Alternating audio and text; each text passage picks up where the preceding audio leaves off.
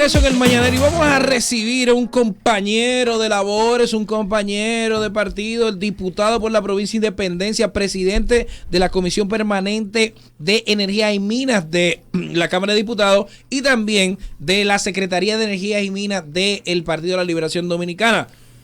Luego de unas declaraciones agradables para muchos, desagradable para incendiaria para otros, recibimos a Gadis Corporán, que está con nosotros, diputado honorable. Muy buenos días, gracias Bolívar por la oportunidad de estar acá con ustedes, a todo el elenco. Buenos días a todos los radioescuchas de este interesante programa.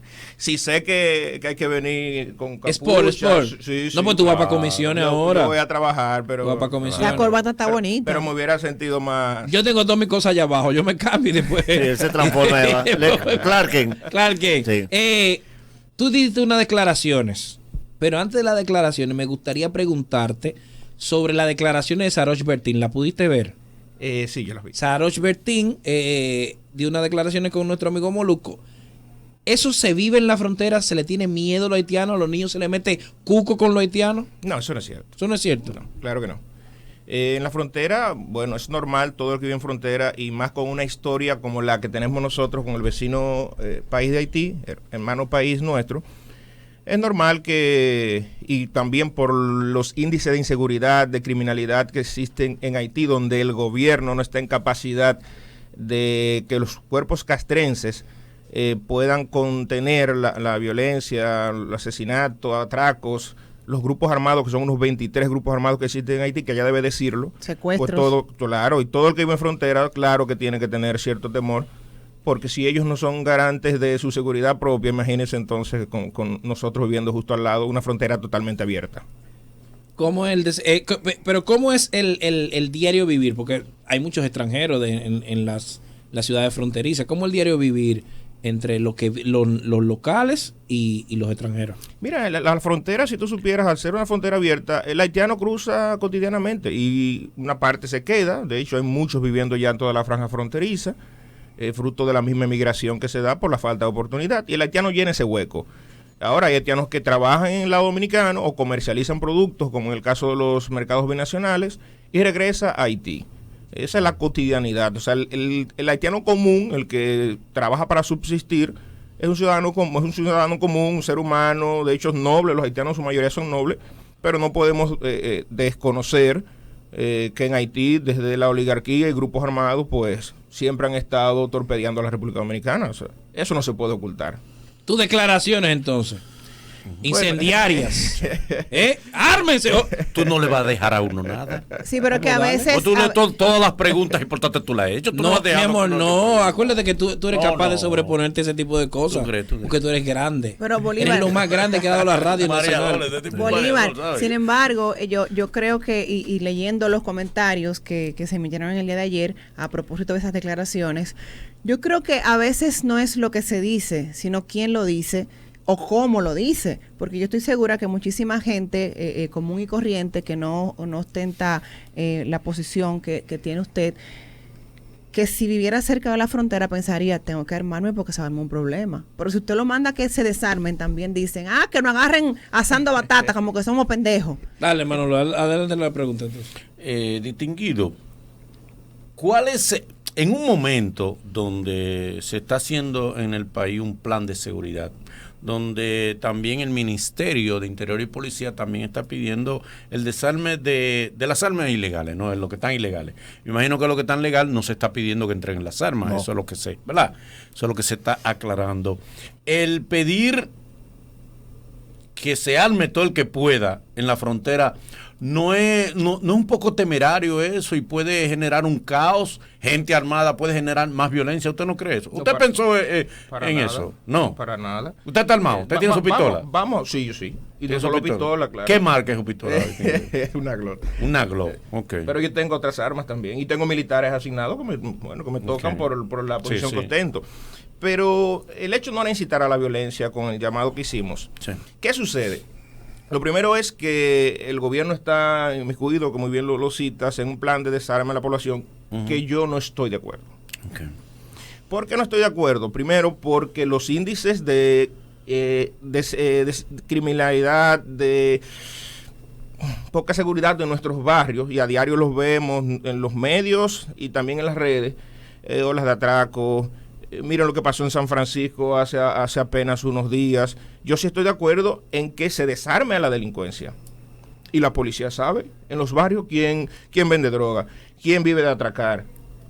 ¿O no lo sabe la policía? Sí, pero ¿Quién comete sicariato? La policía sabe y tiene datos de eso. Entonces, la policía, como tiene sus datos, entonces debe desarmar a la población. Ahora, yo no estoy de acuerdo que si Manolo Osuna, que es un hombre de trabajo, de bien, que aporta al fisco, que aporta a las buenas costumbres, una persona de prestancia, entonces se le desarme y que quede a merced de la delincuencia. Sí, pero el plan no es desarme poblacional, es desarme a las armas ilegales. Regularización de y una regularización de las armas ilegales. El que tiene su arma legal, ninguna autoridad le ha dicho que tiene que entregarla. Pero han dicho que el que se atrase con el permiso van a ir a su casa. Pero es que si usted se atrasa está ilegal. Sí, es cierto que está ilegal, pero ¿por qué no ir primero a la delincuencia, que son los que hacen mal uso de las armas?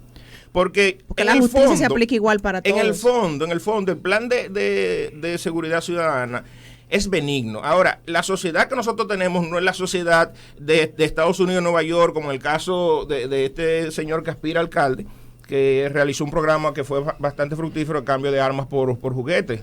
Aquí eso no existe. Aquí lamentablemente toda la clase media que tiene acceso a pagarse una seguridad privada lo hace. O no, ustedes son clase media, yo soy clase media. Porque lamentablemente el Estado no está en capacidad de garantizar la seguridad a los ciudadanos. Y a diario vemos miles y cientos de casos de inseguridad, de robo, de atraco. Y eso es lo que nosotros tenemos acceso en las redes y en los medios. Pero hay otros que no se ventilan. Entonces, aún tú viste la reacción, tú sigues sosteniendo de que en la frontera el ciudadano común debe estar armado. No, porque mira por qué sucedió el hecho. O sea, realmente el magnicidio sucede a la 1 de la mañana. El hecho se consuma a la 1 de la mañana. Ya a las 4:30 de la mañana nosotros teníamos información de lo que había pasado. Y entendemos que el presidente a la 1, antes de las 2 de la mañana, por los servicios de inteligencia debió enterarse. Todavía había pasado las 10:30 de la mañana, que justamente nosotros a las 10 fuimos entrevistados, íbamos a entrar al hemiciclo, y no había llegado un solo militar a reforzar la frontera. Y nosotros tenemos una situación allá que no conoce el resto del país. O sí conoce, porque de hecho cuando se sometió a una especie de encuesta en uno de los medios nacionales, el 91% de los dominicanos estuvo de acuerdo con el llamado que hice. Ahora, ¿por qué sucede la declaración que damos? A esa hora, a la que fuimos entrevistados, no había llegado un solo militar y la frontera estaba con la misma dotación en una situación regular.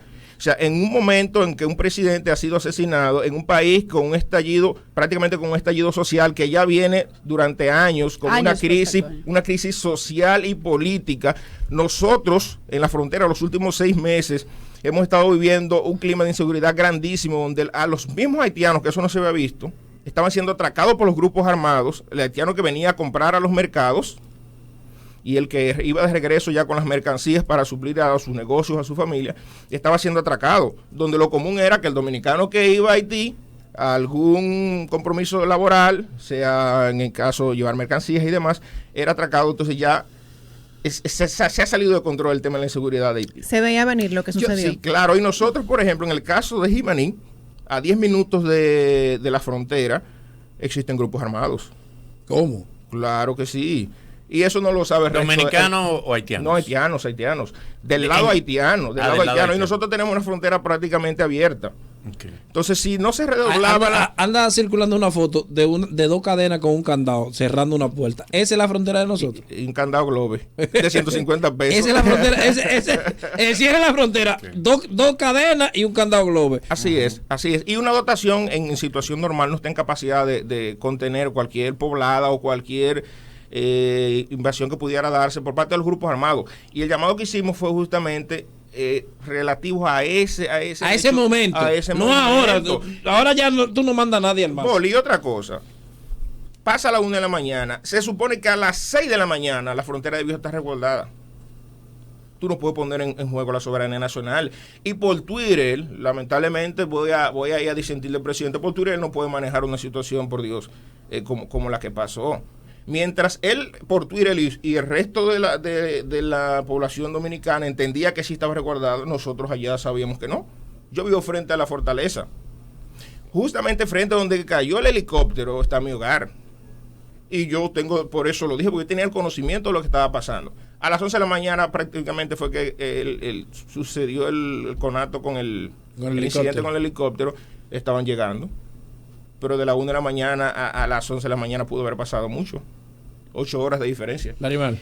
Yo tengo una pregunta con respecto a lo que dijiste de que el gobierno no ha sido capaz de fortalecer la frontera, y con respecto a ese marco de tiempo que precisaste de 6 meses, me permito corregirte porque tengo la información, porque tengo clientes haitianos, porque tengo amigos empresarios que tienen más de 2 años y medio viviendo en la situación de los secuestros, que le secuestran los furgones, que la mitad de su empleomanía ya no ha podido trabajar precisamente por la inseguridad, que hace tiempo que Haití está el control lo tienen los grupos radicales.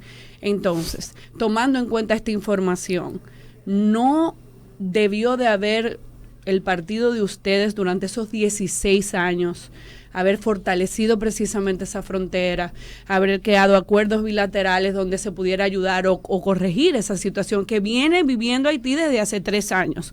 Incluso se han hecho otros atentados, lo único que no al presidente. Correcto. Entonces, ¿por qué decir que esto es una situación de 6 meses o atribuirle la flexibilidad o la debilidad de la frontera precisamente al gobierno del PRM? No le estamos atribuyendo el tema de la inseguridad de la frontera al presidente y en este caso al PRM. Lo que sí estamos atribuyéndole es la lentitud de respuesta durante el hecho del magnicidio o asesinato del presidente haitiano. O sea, en este particular. En este particular, no y por antes. eso, claro, lo que pasa es que la información que se hizo viral solamente era un fragmento de la entrevista que nos hicieron, pero nosotros decíamos inclusive, señores, estamos a media mañana y no ha llegado un solo militar a la frontera, por eso yo llamo a que cada quien que tenga un arma la tenga a mano y que garantice su seguridad a lo que llegan los militares. Porque y en la zona fronteriza a la que tú te referías. No, correcto, en la zona fronteriza, porque uno no sabía qué podía pasar de allá para acá. Ahora, automáticamente llegaron los militares, pues ya entonces, de hecho, la tensión en la frontera que aún sigue, entonces empezó a bajar y la gente se sintió más confiada. ¿Se comercializan armas ilegales ahí en esa zona? O sea, una gente va y compra una ametralladora, compra una Glock, compra una pistola. ¿Es cierto eso o es un mito? Buena pregunta, Manolo. Es cierto. O sea, se venden armas ilegales. Sí, ¿Cuántos muertos tiene esa? No, esa nada más tiene 2 muertos. Pues dámela. Miren, señores, la realidad es que la frontera nuestra es una frontera totalmente abierta.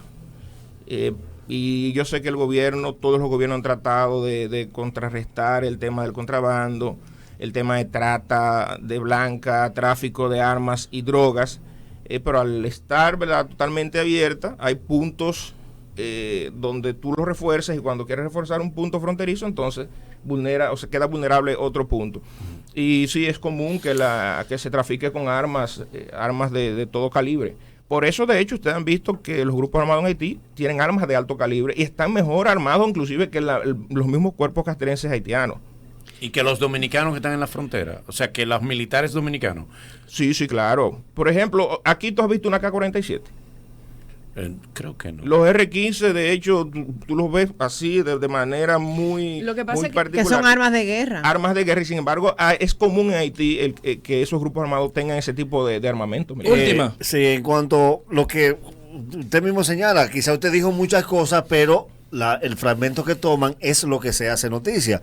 Usted representa a una comunidad fronteriza, y si usted hace un llamado, por ejemplo, a que la gente se arme, ¿cómo se arma uno de los pueblos más pobres que tiene el país, a menos que no sea de forma ilegal, comprándoles a los haitianos? Porque una pistola cuesta 300,000 pesos. O de piedra y palo. Sí, lo que pasa es que es una interpretación que tú le das. O sea, el que no tiene un arma no iba a poder tener a la mano. Cuando yo me refiero a que la tengan a mano, es que si tú la tienes guardada, que las tengas cerca. Ok. Que la tengas cerca. En ese Muy momento. rápido, en ese momento Tenso. Porque no sabíamos qué iba a pasar. Porque todavía, hasta la noche de ayer, no se sabía ni siquiera cómo había pasado el hecho. Todavía no hay videos. Se habla que la policía haitiana tiene ya a mano el deber de los videos de las cámaras de vigilancia de la casa del primer mandatario, o el ex primer mandatario. Pero sin embargo, todavía no, la prensa ni ningún medio ha tenido acceso a los videos a ver qué pasó. Y todavía nosotros, y yo sé que ustedes también tienen la duda de qué realmente pasó, a quién beneficia el muerto, y aunque sabíamos que era un presidente de facto, por así decirlo, tenía un año ya de haberse cumplido su mandato y debió haber elecciones, y todo un sinnúmero de situaciones que se vinieron dando, de la disolución del Parlamento haitiano, en el caso sucesoral a quien le correspondía asumir murió de COVID, que era el presidente de la Suprema. Pero hay dos que se disputan ahora. Sí, entonces el primer ministro actual, el que está ejerciendo, había sido sustituido unos días antes del magnicidio. Entonces, toda esa situación, señores, a los que estamos, vuelvo repito, en toda la franja limítrofe o fronteriza, nos preocupa, no porque quizá hay una invasión haitiana, no por eso, sino porque ellos mismos, señores, están pasando por un momento de crisis política y social de magnitudes como nunca, porque habíamos visto en Haití derrocamientos. En el 15 habían asesinado a un presidente, pero en los últimos años a Aristide le dieron 2 golpes de Estado. Pero de llegar a asesinar a un presidente, señores, no cualquier cosa. ¿Y qué hay de, perdón, sí, corto, qué hay de wow. cierto en eso que siempre se ha dicho de que la flexibilización de la frontera y esa forma o esa incapacidad que tenemos de hacerla una frontera fuerte tiene que ver con los intereses que se mueven a nivel fronterizo de pasar bebidas que son carísimas para que no paguen impuestos, cigarrillos, armas, incluso en la República Dominicana, y que incluso hay empresarios tanto de Haití como de República Dominicana que tienen unos intereses ahí que no permiten que eso se haga fuerte.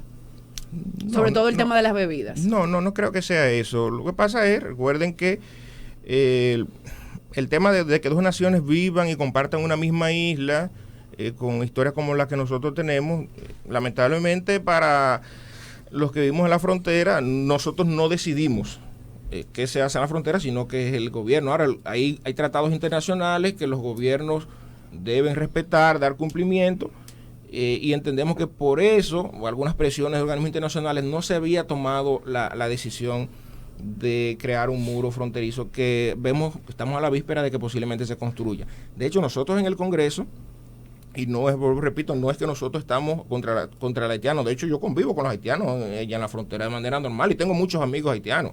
O sea, no es un asunto de racismo ni nada por el estilo, no, nada que ver con eso. Ahora es un tema de nosotros poder tener control migratorio, reducir los niveles de trata de blancas. Es muy común tú ver nacionales venezolanos, cubanos, en el caso de mujeres que van a Haití o son llevadas a Haití por redes para fines de prostitución. Eso es común verlo en la frontera. De hecho, hay personas que viven de eso en la frontera, de ser canalizadores entre una nación y otra para que eso se haga. Y nosotros tenemos que ir corrigiendo esos males que existen. Ahora, eso debe ir acompañado a la construcción de ese muro, que ya en el Congreso, de hecho, estamos en la Cámara, específicamente, conociendo un proyecto de ley para darle fuerza a la decisión del Ejecutivo de construir un muro fronterizo, pero no es un asunto para aislarnos de Haití, sino que el consulado funcione como debe funcionar, que el que venga a República Dominicana para fines de trabajo, para fines de estudio, lo haga por las vías correspondientes, las vías legales, y que no veamos los haitianos deambulando como los vemos comúnmente en la frontera, en muchos barrios de aquí de la capital y en otras ciudades, sino que podamos tener un control de quién entra, quién sale y bajo qué condiciones vive aquí, hasta por un asunto de humanidad. Gracias, Gadis Corporán. ¿Cuáles son tus redes sociales, Gadis, para que la gente pueda acercarse a ti y preguntarte, más gente que tenga este mismo pensar tuyo, que sea tu seguidor? Sí, en Twitter tenemos como red, exacto, Diputado Gadis, en Instagram Gadis Corporán, en Facebook también Gadis Corporán, y estamos a la orden. ¿A qué comisión tú vas ahora? Voy a la comisión de contratos. Nos vemos. No, yo no voy a ese, yo voy a otro. Nos vemos ahorita, hermano. Gracias.